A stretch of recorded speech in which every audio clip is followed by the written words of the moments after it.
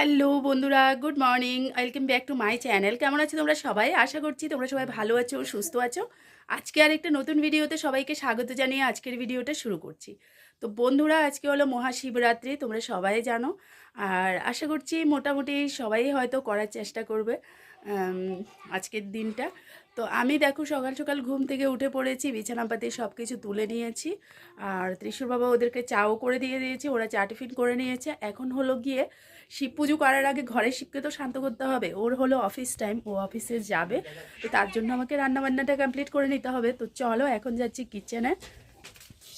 তো কিচেনে চলে এসেছি বন্ধুরা। আজকে তো নিরামিষ, কালকে থেকে আমাদের ঘরে নিরামিষ রান্না হচ্ছে। তো এখন দেখো কি রান্না করছি, এখানে বেগুন ভাজা বসিয়ে দিয়েছি। এই যে দেখো এখন হচ্ছে বেগুন ভাজা, আর আমার ভাত হয়ে গেছে। এখন একটাই তরকারি করব, সেটা হলো পনির আর আলুর তরকারি। তো তার জন্য পনির বের করে রেখেছি, আর আলুটা এখনও কাটা হয়নি, আলু কাটবো। পুরো কিচেনটা দেখো ভরে গেছে। তো ঝটপট রান্নাটা শেষ করব, তারপর চলে যাব হলো ঠাকুর ঘরের কাছে। আর আজকে তো প্রায় ধরো 9:40-42 মনে হয় চতুর্দশী লাগছে, তো তার জন্য একটু টাইমও আছে এখনও। তো চলো আগে কিচেনের কাজ সেরে বরকে খাইয়ে দিয়ে গুছিয়ে অফিসে পাঠাবো, তারপর পুজোর কাজ করব। ঠিক আছে, তো ব্লগে আজকে সাথে থাকো, ভিডিওটা দেখতে থাকো, আশা করছি তোমাদের ভালো লাগবে। তো বন্ধুরা, রান্নাবান্না হয়ে গেছে। এখানে দেখো পনির, ফুলকপি, আলুর তরকারি হয়েছে, এখানে কুমড়ো ভাজা, এখানে বেগুন ভাজা, আর এখানে হলো কালকের টক ছিল, তো সেটাকে একটু দেখো গরম করে নিচ্ছি। এখন টক, এখন গ্যাস মুছবো, মানে কিচেন পরিষ্কার করব। আর তাছাড়া এখানে দেখো ও খেয়ে দিয়ে এখন অফিসের জন্য বেরোবে, ওর জন্য এখানে ভাতটা বেড়ে দিয়েছি, আর এখানে অফিসের জন্য রেডি করে দিয়েছি। তো এখন খেতে বসবে। তো আমি কিচেনটা তাহলে গুছিয়ে নিচ্ছি, কিচেন গুছিয়েই সোজা চলে যাব ঠাকুরের কাজে। ঠিক আছে, কারণ কিছুক্ষণের মধ্যে মানে 10টার মধ্যে হয়তো চতুর্দশী লেগে যাবে। তো চলো কিচেনটা এখন গুছিয়ে নিচ্ছি ঝটপট। তো বন্ধুরা, এই যে দেখো স্নান ধান করে চলে এসেছি ঠাকুর ঘরে। আর এখন ঠাকুর ঘরে এখানে আমার নিত্য পুজো করব, এখানে পুজোর জন্য সব কিছুই মানে রেডি করে নিয়েছি। আর আজকে তো তোমরা জানো আজকে হলো মহাশিবরাত্রি, তো বাবার পুজোর জন্য এখানে দেখো আমি মোটামুটি একদম সব কিছু এখানে গুছিয়ে রেখে দিয়েছি। এই যে দেখো দুধ, এখানে ফলমূল, এখানে ফুল, এখানে আকন্দ ফুল, দেখো এগুলো মালা গাঁথবো, এখানে নারিকেল, বেল, সব কিছু।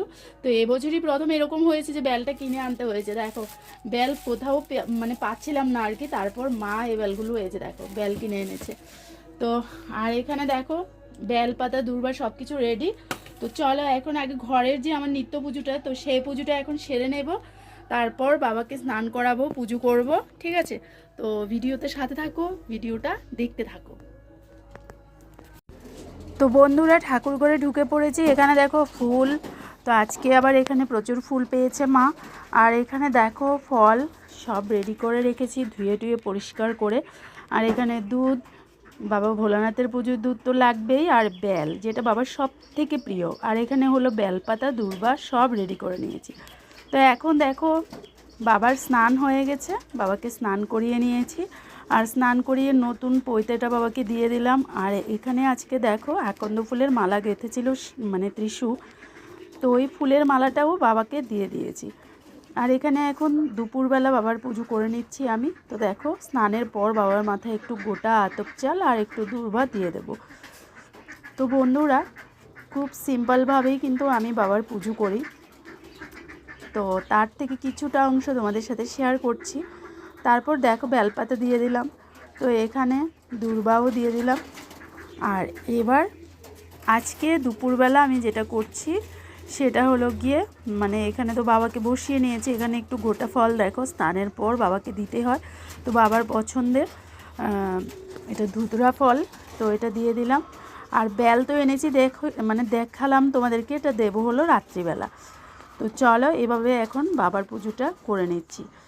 আর এখন প্রসাদে দিচ্ছি বন্ধুরা, মানে গোটা 5 রকমের ফল আমি এদিকে মানে এই পাশটাতে থালায় রেখে দিয়েছি, কারণ নৈবেদ্যটা এখন করছি না, আরও কিছুক্ষণ পর নৈবেদ্য রেডি করে রাখবো।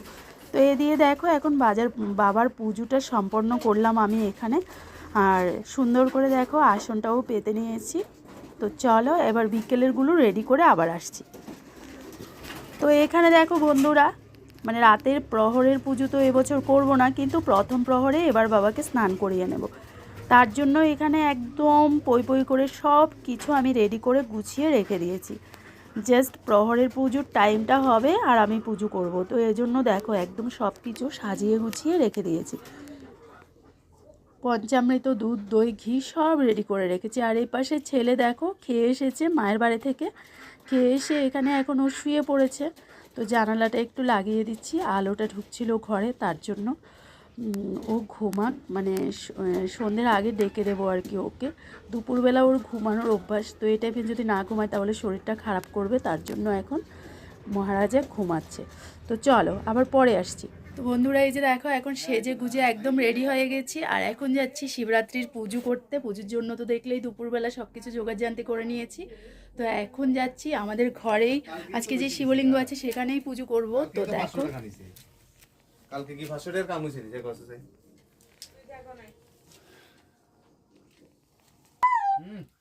এরকম কিছু দিও না। তো এখানে দেখো বাবাকে স্নান করানোর জন্য সব কিছু দুধ, দই, ঘি, মধু, চিনি একদম সব রেডি করে রেখেছি। এখানে নৈবেদ্য রেডি হয়ে গেছে। আর এখন বাবাকে দেখো এখানে নামিয়ে নিয়েছি। সবার প্রথমে ত্রিশূর বাবা স্নান করাচ্ছে। ও অফিস থেকে এসে স্নান ধান করে একদম রেডি হয়ে পড়লো বাবাকে স্নান করানোর জন্য। আর এবছর বন্ধুরা আমরা যাচ্ছি না শিববাড়িতে, কারণ কি এবছর মানে প্রত্যেক বছর রিমঝিম আর আমি প্রহরের পুজোটা করি, তো এবছর ওর এক্সাম চলছে, তার জন্য ও করছে না, ও বাবাকে ঘরেই এরকম জল দিয়ে দেবে। তো আমিও আর যাচ্ছি না একা একা। তো দেখো এবছর আমরা প্ল্যান করলাম যে আমাদের ঘরে যেহেতু প্রতিষ্ঠিত শিবলিঙ্গ আছেই, তো আমরা বাড়িতেই এবছরের শিবরাত্রিটা করে নেব। তো দেখো এখানে ও এখন বাবাকে স্নান ধান করাচ্ছে।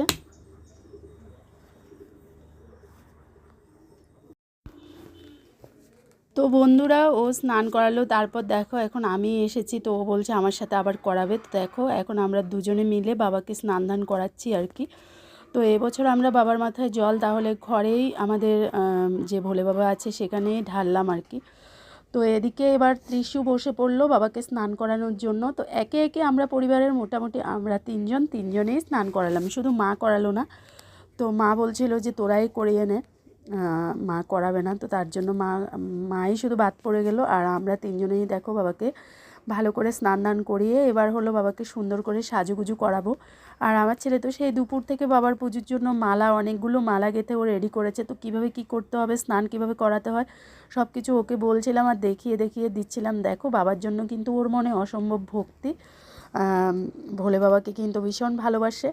আর ত্রিশূর মানে জন্মের পর থেকেই আমরা মানে ভোলে বাবাকে প্রতিষ্ঠিত করব ভেবেছিলাম অনেক আগে, কিন্তু হলো না। তারপর 2-3 বছর যাওয়ার পর এই 2 বছর হলো বাবাকে আমাদের ঘরে মানে প্রতিষ্ঠিত করেছি আর কি।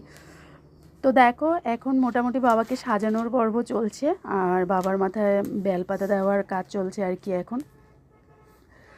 তো বাবাকে আগে সুন্দর করে সাজিয়ে গুছিয়ে তারপর বাবাকে যেখানে আসন পেতেছি দেখলেই, তো সেই আসনে বাবাকে বসিয়ে দেব। তার আগে ত্রিশূর বাবাও সব কিছু মনে রাখতে পারে না, তো কীভাবে কী করতে হবে দেখো ওকেও দেখিয়ে দিচ্ছিলাম, ও দিচ্ছিল। এই বছরের শিব পুজো আমাদের মোটামুটি এভাবেই মানে ঘরেই কমপ্লিট হয়েছে। শিব বাড়িতে এবছর যাওয়া হয়নি, ভীষণ ইচ্ছে ছিল মনে যাব, কিন্তু মানে কি বলবো মন টানছিল না, তো তার জন্য আর যাওয়া হয়নি। ভেবেছিলাম পরের দিন যাব, কিন্তু সেটাও হলো না। মানে বাবা মনে হয় এবার চায়নি যে আমরা মন্দিরে গিয়ে বাবার পুজো করি, আমাদের ঘরেই বাবার পুজো করে নিই, বাবা তাতেই হয়তো সন্তুষ্টি বোধ করছিল। তো এই জন্যই দেখো, তো এখন এদিকে আমিও বাবাকে এবার সাজানোর পর্বটা শুরু করে দিলাম। ওরাও বেলপাতা, ফুল, দুর্বা সব কিছু দিয়ে ওরা সরে গেল, এবার পুজোটা আমি করব। তো চলো সুন্দর করে পুজোটা করে নিই, তারপর আবার আসছি। আর বন্ধুরা এই মহাশিবরাত্রিতে শিবের অষ্টোত্তর শতনাম পাঠ করা খুবই ভালো।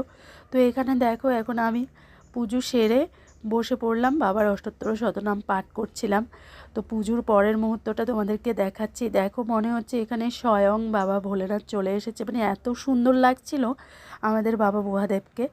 তো এখানেই আমি এই ছোট্ট ঘরে আমি সব পুজো করি, তোমরা আমার ব্লগে কিন্তু দেখতেই পাও। তো আমাদের পুজো এখন কমপ্লিট হয়ে গেল। তো বন্ধুরা পুজো টুজো শেষ হলো আর আমরা প্রসাদ টসাদ খেয়ে নিয়েছি। আজকে যেহেতু আমি প্রহরের পুজো করছি না, তো রাত্রিবেলা এখন মানে একবারেই এক প্রহরেই জল দিয়ে দিয়েছি। আর এখন দেখো কিচেনে এসে এখানে ভাতটা হয়ে গেছে, ভাত রান্না করে নিয়েছি। এখানে হলো তরকারি, তো তরকারিগুলো এখন একটু গরম করে নিচ্ছি, ঠিক আছে। তো এই যে দেখো যেটা রান্না করেছিলাম আর কি, আজকে তো কারোর আর খাওয়া হয়নি, তো এখন এটা গরম করব। এই যে ফুলকপি আলু পনিরের তরকারি, পুরো তরকারিটাই রয়ে গেছে কারণ কারোর খাওয়া হয়নি। ত্রিশুও খেয়েছে মায়ের বাড়িতে দুপুরবেলা। তো চলো এখন গরম করে নিচ্ছি। আর যেহেতু প্রহরের পুজোটা যেহেতু করে নিই, সারাদিনই উপোস করেছিলাম, তো এখন নিরামিষ রান্নাবান্না আছে, তো এবেলা কিন্তু খেয়ে নেবো। এবার প্রহরের পুজোটা যদি করতাম তাহলে তো খাওয়া হতো না রাতে, কিন্তু এখন খেয়ে নেব যেহেতু সারাদিন উপোস করেছি। আর শরীরটাও এখন আর সায় দিচ্ছে না, আর মনে হচ্ছে পারছি না, তার জন্য চলো খাওয়া দাওয়া করে নেবো। আর কি খাবো দেখিয়ে দিলাম তোমাদেরকে।